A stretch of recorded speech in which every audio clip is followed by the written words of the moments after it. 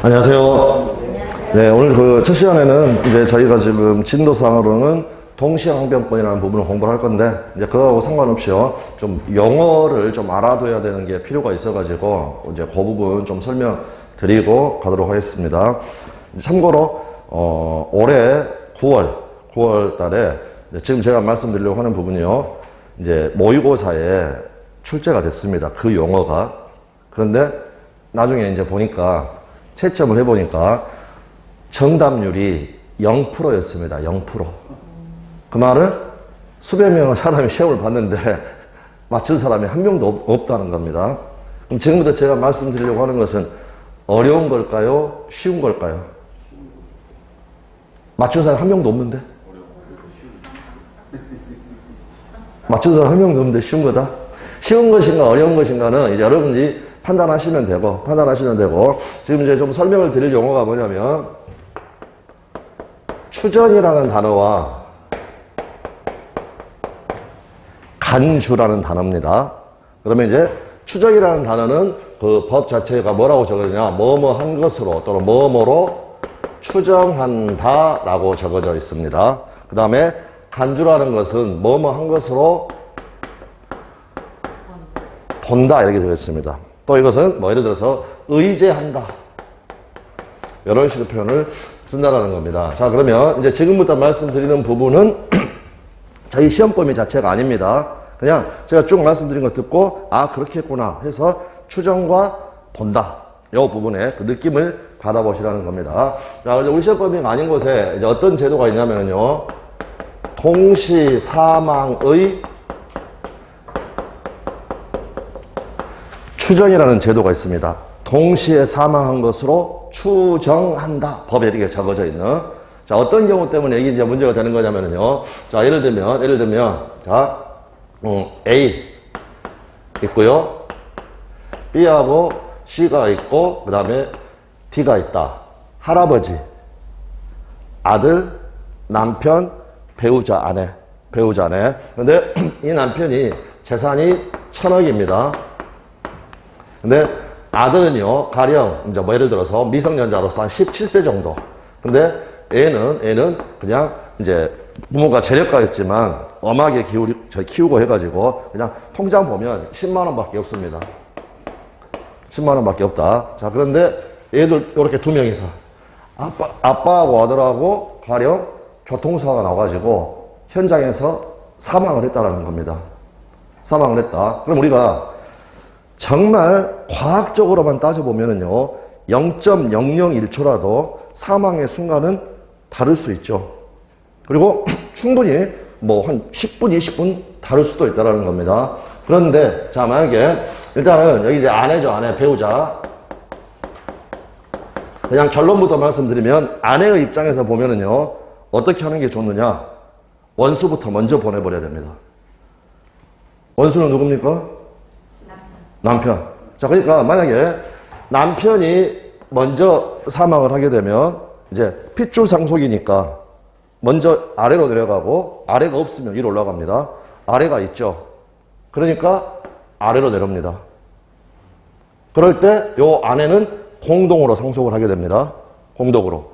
그리고 나서 아들이 죽었으니까 밑으로가 없으면 다시 위로 올라가야 되죠. 그래서 여기 아내가 독식을 하게 됩니다. 그런데 이미 아들 재산은 10만 원이라고 했으니까 이거 엄마가 가져가는 건 지금 우리가 알 바가 아니고요. 알 바가 아니고. 근데 뒤집어서 아들이 먼저 사망을 했다. 여 재산은 중요한 게 아니니까. 그 다음에 남편이 사망을 했다. 아래로 내려올 데가 없죠. 피속이. 그러니까 위로 올라가 가지고 할아버지가 상속을 받게 되고, 그 다음에 또 이때 아내는 또 공동으로 상속을 받게 됩니다. 자, 그러게 되면 계산할 때 이 사람이 받는 것에 50%를 추가를 하기 때문에요, 결과적으로는 400억. 그 다음에 이 사람이 600억.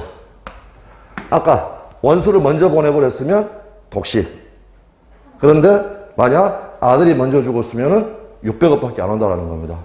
그런데 그런 교통사고에서 둘이 사망을 했을 때요, 누가 먼저 죽었는지 이거를 증명한다는 게 쉽겠습니까? 어렵겠죠. 그래서 결국에는요, 사망의 증명의 곤란한 거. 이거를 구제하기 위해서 있는 제도가, 제가 동시 사상이라고 적어봤네요. 동시 사망의 추정. 예, 동시 사망에, 동시에 사망으로서 추정한다. 그러게 돼버리면, 동시에 죽었으니까요, 아버지가 죽었을 때, 요 재산이 죽은 사람입니다. 죽은 사람. 죽은 사람한테는 상속이 될까, 안 될까요? 안 되죠. 아까 제가 결론 먼저 말씀했으나, 먼저 그냥 보내버렸어야 한다고, 원수부터.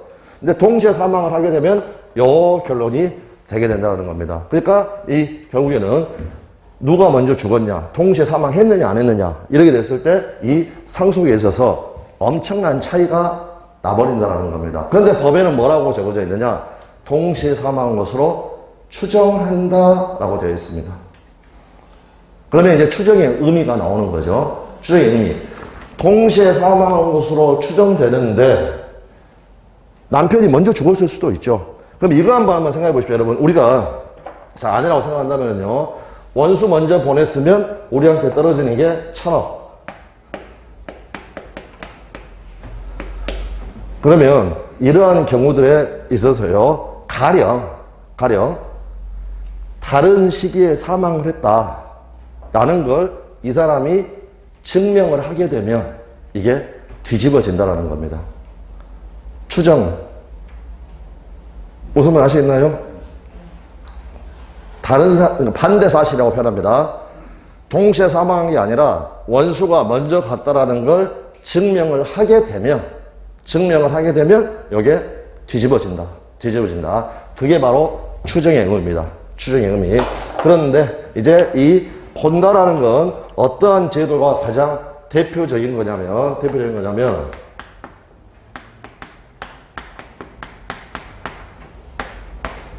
실종선고라는 제도가 있습니다. 특히 이제 이러한 제도가 많이 문제가 됐던 게 우리 6.25 있었죠. 막 월북해 버린 사람도 있고. 그 다음에 예를 들어서 남편이 어느 날 행방불명됐습니다. 그리고 나서 깜깜무소시. 1년, 2년 세월은 계속하고, 그렇게 되면 결국에는요, 남아있는 자들의 고통이 있을 수 있죠. 예를 들어서 지금 남편이 지금 행방불명 됐는데 이 사람이 재혼을 못 합니다. 가령. 그 다음에 남편의 재산, 상속이 일어날 수도 없습니다. 그러게 됐을 때 일정한, 물론 복잡한 절차를 거쳐야 되고 법원에서 실종 선고를 하게 되면 법에 뭐라고 적어져 있느냐? 사망한 것으로 본다라고 적어져 있습니다.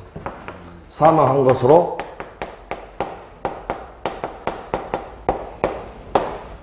본다. 법으로 죽여버리는 겁니다. 법으로. 그러면 추정한다와 본다라고 차이는 뭐냐면 결국에는요, 일정 요건을 거쳐가지고, 그러니까 가장 대표적인 거 이런 경우 있을 수 있습니다. 이제 뭐 항공기 실종이다, 위난 실종이다라고 이야기를 하는데 비행기가 추락한 겁니다. 추락했다? 시신은 발견이 안 된다. 사망의 개연성은 아주 높지만 시신 발견이 안 된다. 끊임없이 기다릴 수는 없다. 그래서 실종 선고를 해가지고 실종 선고 딱 판결이 나게 되면 그 사람은 사망한 것으로 보게 되는 겁니다. 보게 된다. 그런데 만약 그 남편이 사망을 안 했다. 극적으로 생還한 겁니다. 돌아왔다. 저 여기 있어요 하고 웃으면서 돌아왔습니다. 본다. 이건 뒤집어진다, 안 뒤집어진다? 안 뒤집어집니다. 예. 안 뒤집어집니다. 아니요. 이거는 안 뒤집어지고 아예 이거를 뒤집으려면 실종 선고라 법원에서 재판했죠. 실종 선고 자체를 없애야 됩니다. 자체를. 그래서 가장 이제 간단하게 추정한다라고 하게 되면 반대 사실이 증명이 되면 이거는 뒤집어집니다. 뒤집어진다. 그러나 본다라고 해버리면 이걸로 끝입니다. 그리고 만약 이제 여기는 우리 시험 범위가 아니니까 실종 선고 같은 경우에는 이걸 뒤집으려면 나 돌아왔습니다. 웃고 얼굴 보여주는 걸로 이런 걸로 뒤집어지는 게 아니고 요 자체를 없애야 된다. 요 자체를 없애야 한다. 야, 그리고 이제 이 부분은 우리 시험 범위는 아니니까 그 느낌만 받아두시면 되고, 그렇다고 그래서 여러분 멀쩡히 살아있는 사람을 사망한 것으로 본다. 좀 이상하지 않습니까? 이게 숨통을 끊어버린 건 아닙니다. 그 말은 무슨 말이냐? 원래 이 사람이 살았던 주소 있죠. 여기에서 벌어졌던 사법관계, 여기에 있어서만 사망한 것으로 간주하는 겁니다. 사망한 것으로. 다시 돌아와가지고 가령 이 사람이 새로운 건물을 지었다. 권리 다 가지고 할 수 있습니다. 할 수 있다. 그래서 이 추정과 본다. 그러면 법에 가요. 추정한다고 본다라고 적어져 있으면 이거는 하늘하고 땅 차이죠. 하늘하고 땅 차이. 그래서 이제 법을 전공을 한 사람들은 우리가 조문을 읽어봐도 여기 뒤에가 추정한다, 본다라고 적어져 있으면 의도적으로 그걸 의식을 합니다.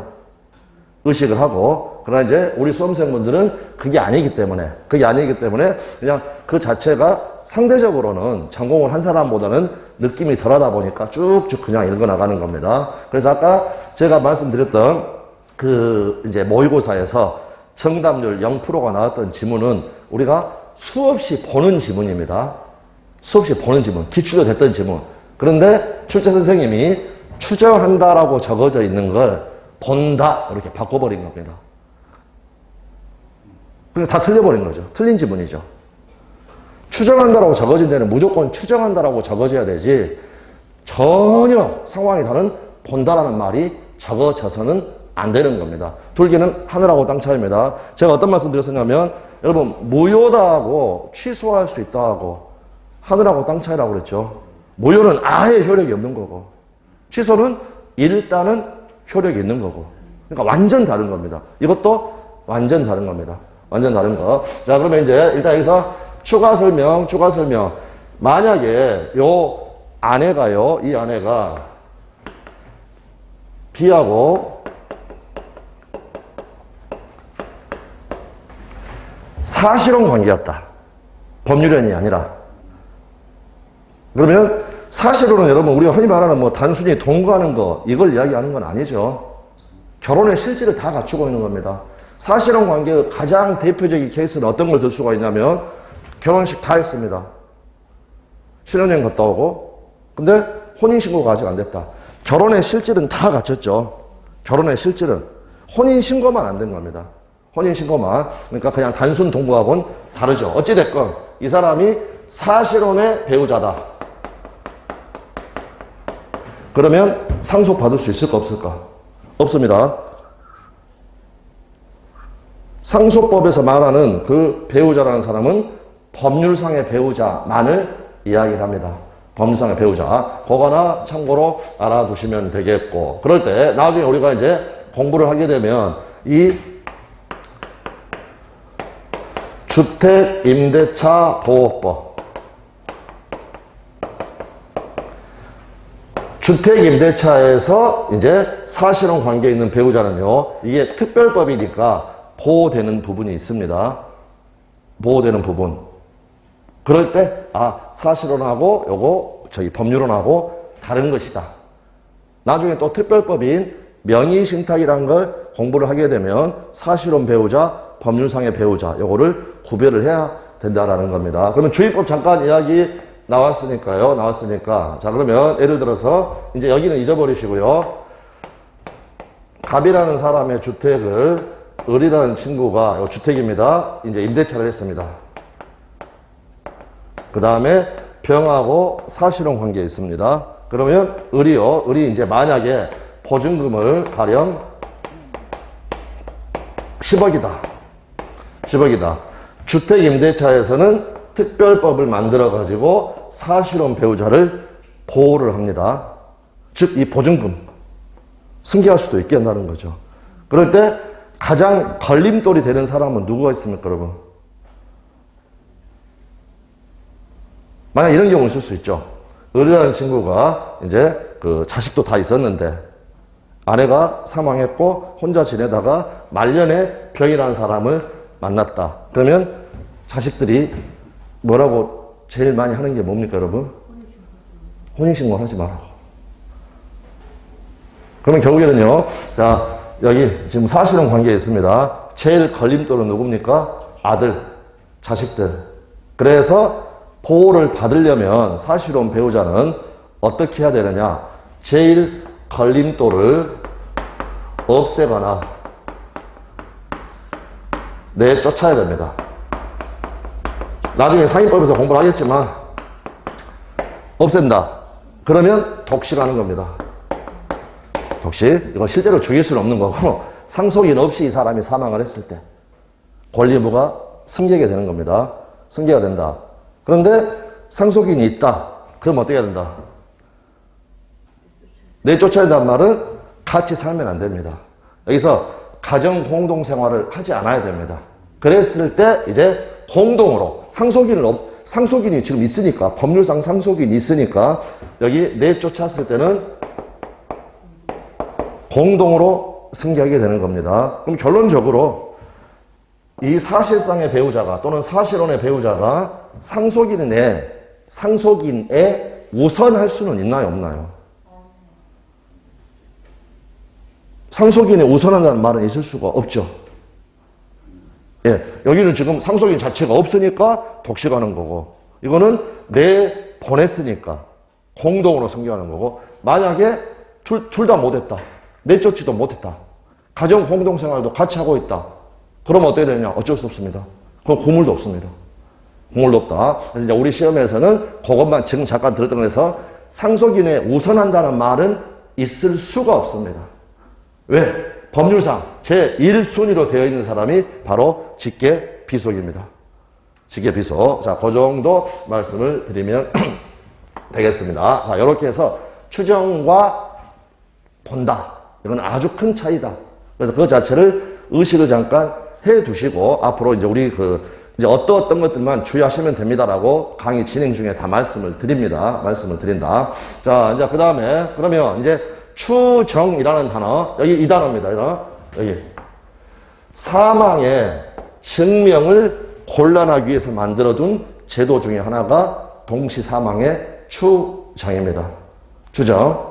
동시사망에서 추정하니까 결국에는요, 반대 사실. 먼저 보내버리는 요 아내가 동시에 사망하지 않았다. 남편이 죽었다. 먼저 죽었다라는 걸 증명을 해야 된다는 겁니다. 증명을 해야 된다. 자, 그럼 이제 자연스럽게 옮겨와가지고요. 우리 이제 나중에 그 물권법을 공부하게 되면 부동산 물권 변동이라는 걸 공부를 하면서 등기에 관해서 공부를 합니다.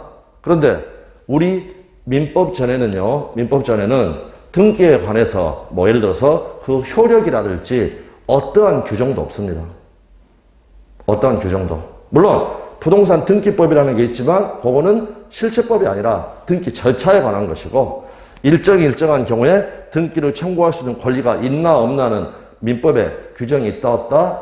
없다. 없는데 한번 가정을 해보겠습니다. 가정을 해본다. 여러분이 법을 만든다라고 가정을 해보십시오. 자, 을 앞으로 지금 갑에서 을로 소유권 이전 등기가 격려되어 있습니다. 그럼 아까 동시에 사망한 것으로 추정한다 라는 것처럼 등기 효과에 관해서 여러분이 법을 만든다라고 한번 가정을 해보고요. 자, 그러면 여기서 을은 소유자로 본다라고 법을 만들 것인가? 추정한다라고 법을 만들 것인가? 갑에서 을 앞으로 등기가 격려됐다. 을은 소유자로 본다라고 법을 만들 것인가? 소유자로 추정한다라고 법을 만들 것인가? 예? 등기가 맞춰졌다. 예. 등기가 격려됐다. 등기가 이루어졌다. 등기가 맞춰졌다. 근데요, 이런 경우 한번 있을 수 있나요, 여러분? 자, 보니까 을이라는 사람이요, 갑하고 어떤 관계가 있냐면 부부 관계입니다. 근데 자기 재산은 하나도 없었고 다 아내 명의로 돼서 여기가 아내, 남편. 그래서 이 사람이요, 등기 관련 서류들을 전부 다 위조하는 겁니다. 어떻게? 아내하고 자기하고 매매계약서 요거 있었던 걸로 요것도 만들고요. 그 다음에 아내가 자기가 단독으로 가가지고 아내까지 같이 가서 등기할 수 있는 위임장. 이런 일이 여러분 벌어질 수 있을까요? 없을까요? 있죠? 그럼 다시 여쭤보겠습니다. 등기 명의, 요, 을은 소유자로 본다라고 법을 만들어야 될까요? 추정한다라고 법을 만드시겠습니까? 추정한다라고 해야죠. 추정한다고 해야죠. 그렇지 않으면 이 사람이 그냥 위조했어도요, 무조건 이 사람이 소유자로 간주돼 버리는 겁니다. 간주돼 버리면 엎어질 수가 없는 겁니다. 그래서 우리가 공부를 하는 게 등기의 추정력이라는 걸 나중에 공부를 하게 되는 겁니다. 그러니까 무슨 말이냐? 설사 얘가 여러 일이 있었을 수도 있습니다. 그러나 결국에는요, 등기관이라는 사람이 형식적으로 다 심사를 해서 등기가 격려가 됐기 때문에 일단은 이 사람이 소유자라고 추정하는 겁니다. 추정하는 것. 그래서 이제 그게 법률성으로 표현을 하게 되면 소유권 이전 등기가 격려되면, 맞춰지면 그 등기 명의인에게 이 권리가 귀속하는 것으로 본다, 추정한다, 추정한다. 되셨나요? 그러면 소유자로 추정이 돼버립니다. 그러면 법정에서 요 사람, 을이라는 사람은요, 자기가 법정에서 일어나가지고요, 이러이러했습니다, 이런 걸 증명할 필요가 있겠습니까? 없겠습니까? 다투려는 사람이 반대 사실을 증명을 하는 건 반대 사실을. 그래서 만약에 이런 일이 있었다면 다투려는 사람이 누가 되겠습니까? 갑이 되겠죠, 갑. 나 매매한 적 없다. 얘가 요거 위조해가지고 요렇게 했다라는 걸 요 아내가 증명을 해야 한다는 겁니다. 아까 남편이 먼저 죽었다. 반대 사실을 증명하면 뒤집어지듯이 나 매매계약 같은 거 한 거 전혀 없다.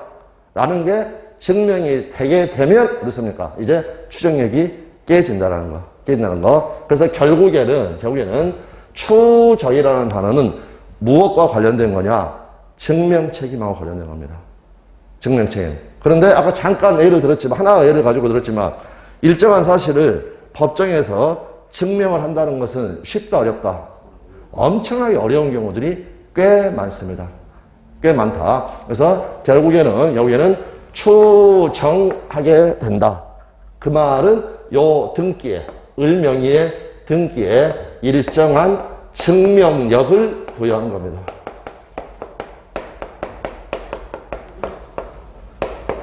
그래서 다시 이제 보시면, 말씀을 드리면, 자, 증명 책임과 관련해가지고요, 거의 매년 한두 문제씩의 지문이 나옵니다. 그런데 32회, 31회를 살펴보면 그 증명과 관련된 부분이 전부 다 뭐냐면 정답 질문이었습니다. 정답 질문. 그러면 증명과 관련돼가지고는요, 우리는 크게 두 가지로 나눠서 생각을 해야 됩니다. 두 가지로. 하나는 추정이라는 단어. 그 다음에 다른 하나가 이제 아주 어려운 건데, 이제 법 조문을 가지고 판단하는 겁니다. 법 조문의 구조. 요거는 잠깐 밀어두고. 자, 추정의 의미 아시겠습니까? 추정의 의미. 예. 그랬고, 반대 사실이 있으면 뒤집어진다. 반대 사실이 있으면 뒤집어진다라는 말은 추정 받는 사람은 소송에서 을이 증명하여야 한다 하면은 틀린 질문이 되는 거죠. 무슨 말 하시나요? 예. 을이 이 매매 계약이 적법했다는 것을 증명하여야 한다 하면 이미 그게 틀린 질문이 된다는 겁니다. 틀린 질문이 된다. 자, 그러면 여러분 혹시 우리 헌법상의 원칙인 모재 추정의 원칙, 이런 단어 들어보셨죠? 그러다 보니까 이제 뭐 뉴스 같은 데서 그 범죄 피의자들 보면은 막 복면해가지고 눈만 나오고 다 무죄 추정 원칙이 다 근간을 이루는 겁니다. 자, 그러면 여기가 갑이 국가를 대신하는 검사, 을이라는 사람이 피의자 또는 피고인. 그러면 을이 자신의 무죄를 증명해야 됩니까? 아니면 국가가 을의 유죄를 증명해야 됩니까? 요 단어에서 보시면 됩니다.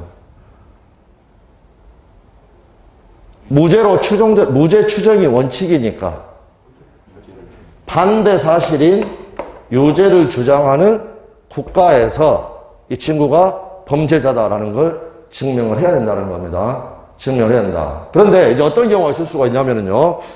우리가 한번 의뢰 입장에 한번 해보십시오. 사람을 죽였다고 해가지고 지금 수감되어 있습니다. 구치소에 있습니다. 자, 그래서 이제 재판에 가게 되는데 검사가 증명해야 되는 거죠.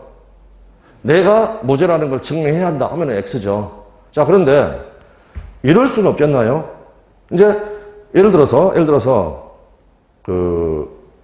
그날 사건 당일날 이 친구가 술도 많이 먹고 해가지고요. 당일날 막 기억이 잘 안 납니다.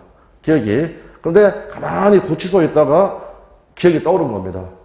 기억이 떠오른다. 딱 그날 만약에 살인사건이 만약 12월 31일 밤 12시 24시 요때 발생을 했는데 이제 기억이 난 겁니다. 나는 그날 이러이러 술 먹고 그 다음에 택시도 잘 안 잡히고 해가지고 어디 모텔에 가서 잤었지. 그러면 이 사람이 그거를 증명할 수는 있는 겁니다, 여러분. 아까 누가 증명하여야 한다 하면은 그거는 잘못된 거지만 빨리 나오고 싶으면 이 사람이 증명하는 걸 막을 이유는 없는 겁니다. 막을 이유는 없다. 자, 그래서 제가 어디 가면 이렇게 모텔촌이 있는데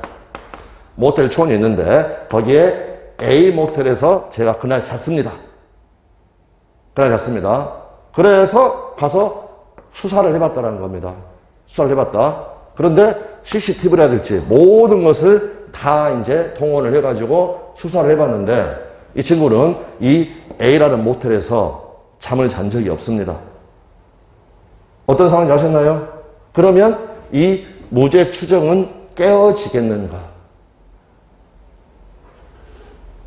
아니면 여전히 무죄로 추정되겠는가? 이게 이제 저는 비유적으로 표현한 거고 올해 시험에 정답 지문이기도 했고 그 전에 수없이 우리 시험에서 출제된 판례들입니다. 이 취지가 어떻게 될 것 같습니까, 여러분? 안 깨집니다. 왜 안 깨지느냐? 이 사람은 증명하여야 하는 사람이 아닙니다. 지금 검사가 사건 현장에 을이 있었다는 것을 검사가 증명한 게 아니라 얘가 증명 책임을 부담하지 않는 애가 빨리 나가고 싶어서 A 모텔에서 잤다라고 했는데 모텔촌이니까 거기 B 모텔도 있을 수 있고 C 모텔도 있을 수 있습니다. 여기 가서 잤을 수도 있는 겁니다. 여기 가서. 그러므로 증명 책임을 부담하지 않은 사람이 어떠한 주장을 했다. 그런데 A 호텔에서 자지 않았기 때문에 그 주장이 받아들여지지 않았다. 이 무죄 추정은 깨어진다, 안 깨어진다? 깨어지지 않는다. 깨어져서는 안 되겠죠, 여러분. 이런 경우도 있을 수 있으니까. 그래서 방금 말씀드렸던 요 부분이 이제 나중에 판례로 가게 되면 단골로 나오는 판례였고 올해 시험에서 증명 책임과 관련된 어떻습니까? 정답 지문이었습니다. 정답 지문. 그러면 오늘 제가 처음부터 시작해가지고 왜 지금 추정한다, 본다 여기부터 지금 시작을 해서 증명 책임까지 오느냐. 기본 과정, 1년 과정을 들어가면 이런 이야기들을 할 시간 자체가 없다. 왜? 진도가 급하니까. 그러니까 만약 우리 그 공인중개사 공부 커리큘럼이 가령 6월까지 쭉 가가지고 공부가 간다. 그러면 중간중간에 이런 이야기들 할 수가 있습니다. 그런데 1월, 2월 한 바퀴, 3월, 4월 한 바퀴, 5월, 6월 한 바퀴 계속 그렇게 해서요. 본 진도가 돌아가 버리기 때문에 이런 부분들을 이야기할 시간이 없다. 그런데 미리 좀 의식을 해두고 하면 중요하지 않은 거면 제가 이야기를 안 쳐. 그래서 미리 의식을 해두면 훨씬 더 도움이 된다라는 겁니다. 자, 그러면 이제 그 다음에 이 부분은 지금 말씀드리는 것은 아주 어렵습니다. 그러나 느낌은 받아두셔야 됩니다. 자, 예를 들어서 갑소유 토지에 을이라는 애가 건물을 소유하고 있습니다.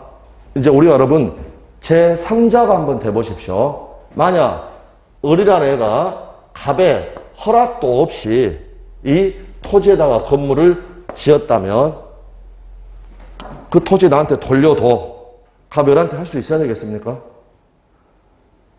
여러분 땅인데 제가 여러분의 허락도 없이 여러분의 지금 토지를 지배하고 사실상 지배. 너 나가라 할 수 있습니까? 없습니까? 있어야죠. 여러분의 지금 토지 소유권이 침해를 당하고 있지 않습니까? 허락한 바도 없는데 무단으로 지금 건물을 지어가지고 여러분의 토지를 지금 이 건물을 통해서 사실상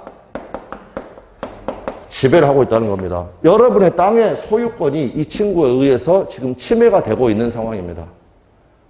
되셨나요? 침해됐다는 느낌 안 드시나요? 그럼 다시 여러분이 건물 소유자인데 여러분의 허락도 없이 건물에 들어가서 지금 가서 살고 있습니다. 여러분의 건물 소유권을 침해하고 있는 거죠. 예, 똑같은 겁니다. 토지는 내 거면 내가 이 토지에다가 건물 어떻게 지을지 뭐 할지 다 내가 결정할 수 있는 겁니다. 근데 여러분의 허락도 없이 다른 사람이 건물을 올렸다. 그럼 여러분 토지 소유권을 지금 침해하고 있는 겁니다. 침해하고 있는 것이다. 그런데요, 반대로 그게 아니라 요 사람하고 을하고 토지에 대해서 토지 임대차란 말은 여러분이 차임받고 이 사람한테 토지를 빌려준 겁니다. 쓰라고. 그랬더니 을이라는 애가 요 토지 임대차에 기해서 건물을 올린 겁니다. 이때는 문제가 되겠습니까? 되겠습니까? 안 되겠죠. 자, 그런데 어찌됐건 토지 소유자 갑이요, 을을 상대로 내 거 돌려도 소유물을 반환해달라고 청구를 해가지고요, 소송을 지금 제기를 한 겁니다. 자, 계약서를 작성하지 않은 토지 임대차 계약은 무효이다. 옵니까? 있습니까? 지난 시간에 봤던 우리 확인학습에서 나왔던 겁니다. 계약서 안 썼습니다. 임대차 계약 체결했지만 유효입니까? 무효입니까? 유효라고 했죠. 자, 말로만 지금 임대차 있었습니다. 자, 여러분 제3자 시각에서 봐보십시오. 둘 간에 지금 임대차가 있었는지 없었는지 우리는 알 수 있나요? 없나요? 없죠. 그랬더니 요 갑이라는 애는 을이 거짓말하고 있다. 나는 임대차 한 바 없다라고 이야기하고 있고, 을은 또 뭐라고 하고 있느냐? 갑이 거짓말하고 있다. 나 임대차 해가지고 지금 건물 지은 것이다. 문제가 없다라는 겁니다. 그러면 결국에는 임대차가 있었냐 없었냐가 이 소송에서 가장 큰 쟁점이 되는 겁니다. 여기까지 이해되셨나요? 예.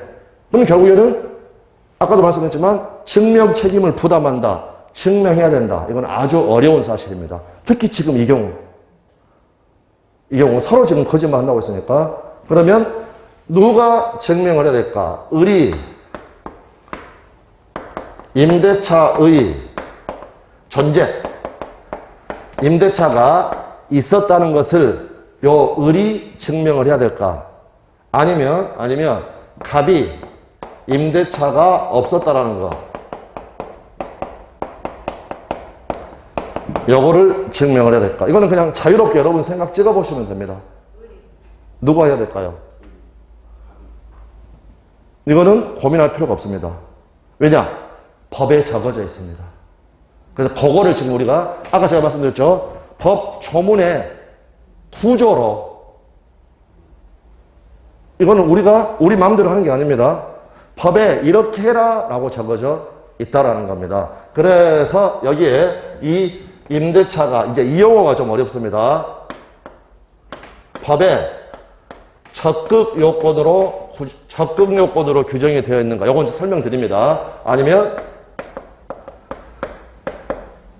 소극 요건으로 규정이 되어 있는가? 근데 요 단어는 빨리 아시면 알수록 좋습니다.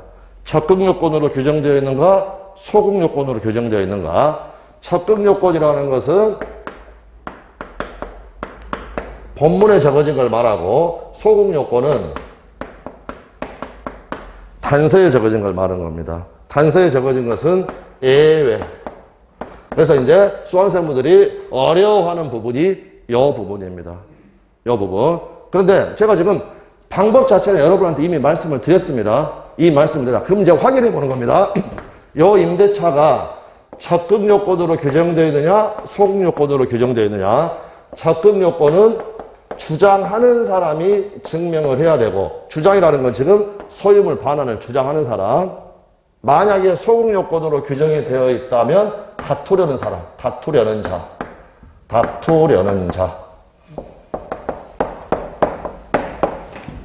여기는 자, 그러면 이제 확인을 해보겠습니다. 지금 여기만 여러분이 느낌을 잘 받아두시면 앞으로 공부하시는데 아주 수월해집니다. 진도와 상관없이 15페이지에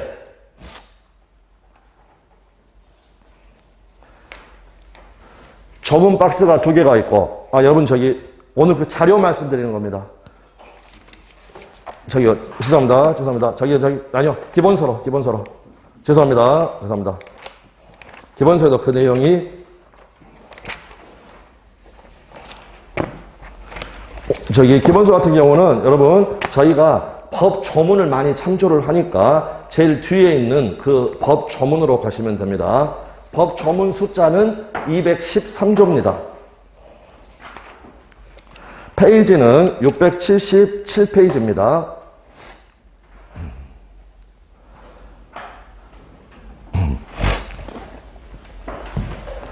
찾으셨나요?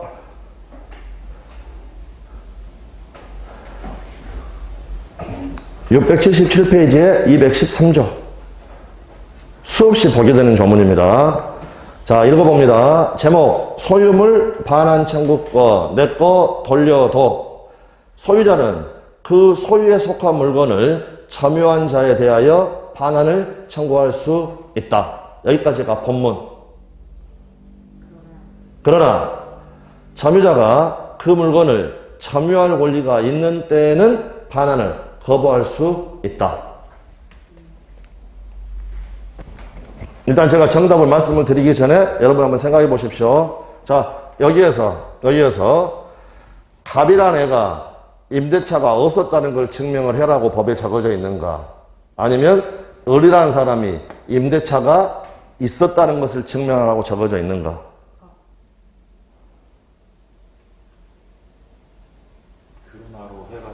방금 그러나 다음부터 있는 데가 단서입니다. 거기 앞에까지가 본문입니다. 본문에 적어져 있습니까? 단서에 적어져 있습니까? 아니요. 반환을 청구할 수 있다. 거기가 본문. 그 다음 부분. 그러나 또는 다만 점유자가 점유할 권리가 있는 때에는 반환을 거부할 수 있다. 점유할 권리라는 단어가 본문에 적어져 있나요? 단서에 적어져 있나요? 그러나 이하가 단서입니다, 여러분. 확인하셨나요? 예. 그러나 이하가 단서다. 그러면 결국에는 이거는 적극 요건입니까? 소극 요건입니까? 점유할 권리는. 단서에 적어져 있는 건 소극 요건. 소극 요건은 누가 증명을 하느냐? 다투려는 자가. 지금 갑은 을한테 소유물 반환해달라고 주장하고 있는 사람이고, 이 사람은 못 주겠다라고 해가지고 다투고 있는 사람이고, 결국 누가 증명해야 된다? 갑이 을이. 그래서 이게 외우는 문제가 아닙니다. 법에 적어져요, 법에. 그래서 이거를 일종의 이것은 여러분 공식입니다. 공식. 그래서 그런 식을 가지고, 그러니까 보십시오. 그러면 이제 비유를 합니다. 비유를. 만약에 법에 가요. 이렇게 본문 단서로 안 적어져 있고 가정을 해보는 겁니다. 소유자는 그 소유에 속한 물건을 점유할 권리 없이 점유하는 자에 대하여 그 반환을 청구할 수 있다라고 해가지고 그냥 한 문장 본문으로만 만약에 끝나버렸다. 되셨나요? 가정을 해보는 겁니다. 법에 만약에 이렇게 적어져 있다면 이번에는 요 점유할 권리, 요게 적극요건, 소극요건. 적극요건. 적극요건이면 누가 증명을 해야 된다? 주장하는 사람. 그렇죠. 갑이. 무슨 말씀인지 아시겠나요? 그런데 이 부분에 대한 그 설명의 시간이 아까도 말씀드렸지만 들어가 버리면 충분히 지금처럼 천천히 할 수 있는 시간이 없습니다. 여러분이 보고 확인해가 되는 그런 시간을 드릴 여유가 없다. 그러다 보니까 이제 증명 책임 이 말만 나오면 그냥 아예 다들 어려워 포기한다. 그러나 매년 시험에 나옵니다. 다시 한 번만 증명 책임은 두 종류로 물어봅니다. 두 종류로 파악합니다. 하나는 추정한다라는 단어 나왔을 때. 그러면 추정되는 사실은 그걸 증명하기 위해서 일어날 필요는 없습니다. 반대 사실을 증명해야 해요. 반대 사실을. 동시에 사망한 것을 추정하니까 할아버지가 나설 이유는 전혀 없죠. 400억 받아가는 할아버지가 나설 이유는 전혀 없다. 반대 사실. 남편이 먼저 죽었다는 사실을 주장하는 사람. 반대 사실. 그걸 아내가 증명을 해야 된다. 그래서 등기의 추정력. 을합부로 소유권 이전기가 격려가 됐을 때 을은 소유자로 본다. 을이 100% 소유자다라고 단정할 수는 없습니다. 왜? 등기 관련 서류가 위조돼서 을합부로 등기됐을 수도 있고 나중에 우리가 공부를 하겠지만 매매를 통해 가지고 등기가 되기는 됐는데 그 매매가 무효인 경우도 있을 수 있습니다. 무효인 경우도. 그래서 등기가 이루어질 수 있어요. 그러니까 100% 이거를 아예 이 사람을 소유자로 본다라고 법을 절대 만들 수 없습니다. 다만 부동산 등기법이라는 엄격한 절차에 따라서 국가기관인 등기관이 작성을 한 거기 때문에 일정한 증명력을 주는 겁니다. 그래서 을은 소유자로 추정한다. 등기된 권리는 등기 명인에게 있는 것으로 추정한다. 법 조문은 없고 판례가 다 이렇게 해석을 하는 겁니다. 판례가. 자, 그렇게 말씀드립니다. 다른 하나는 증명책임과 관련하여 법 조문의 구조에 다 나와 있다.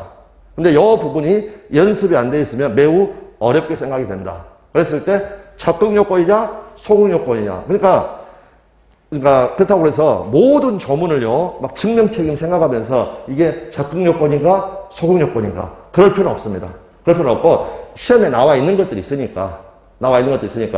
자, 그러면 하나만 연습해 보겠습니다. 하나만. 자, 107조를 가보십시오. 죄송합니다. 110조. 아까 그 법 조문집에서 앞으로 한 두어 페이지만 더 가면 됩니다. 672페이지.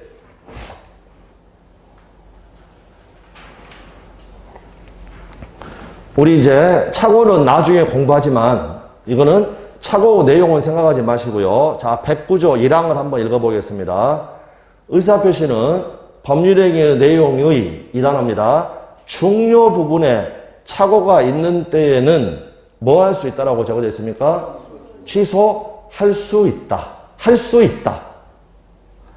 그러나 그 착오가 표의자의 이 단어 중대한 과실로 인한 때에는 취소하지 못한다. 본문과 단서로 이루어져 있죠. 그러면 중요 부분은 적극요건, 소극요건. 여기를 생각하시라니까요. 본문에 적어져 있는 게 적극요건. 취소할 수 있다. 할 수 있다라고 되어 있으니까 적극요건. 이게 적극요건이라는 걸 여러분이 지금 확인하셔야 됩니다. 느낌 왔나요? 내용을 생각하자는 게 아니라 중요 부분에 착오가 있는 때는 취소할 수 있다. 여기까지가 본문. 그러나 여기부터가 단서. 그러나 그 착오가 표의자의 중대한 과실로 인한 때에는 취소하지 못한다. 중대한 과실은 적극요건, 소극요건. 단서에 적어져 있으니까. 소극요건. 할 수 없다라고 적어져 있으니까 소극요건. 본문은 할 수 있다라고 적어져 있으니까 할 수 있다에 붙어 있는 거니까 그거는 적극요건. 그러면 우리가 내용을 공부 안 했으니까 지금 이 부분도 당연히 우리 시험에 정답 지문으로 다 출제가 된 부분입니다. 여기는 자세한 것까지 들어갈 필요 없습니다. 나중에도 공부하니까. 한 가지만. 소송에서 가령 착오는 여러분 착각한 겁니다. 착각한 거. 법률행위 내용을 착각한 거. 그런데 중요 부분이냐 아니냐가 다퉈질 수도 있고요. 방금 중대한 과실이 있으면 취소하지 못한다고 그랬죠. 그러다 보니까 중대한 과실이 있었냐 없었냐가 소송에서 다퉈질 수도 있다는 겁니다. 여기까지 됐습니까? 예, 암기가 아니라 눈으로 보고 확인하시는 겁니다. 한 가지만 그러면 질문 드리겠습니다. 중요 부분과 중대한 과실은 한 사람이 증명한다. 오겠습니까? X겠습니까? 한 사람이 증명한다. 옵니까? X입니까?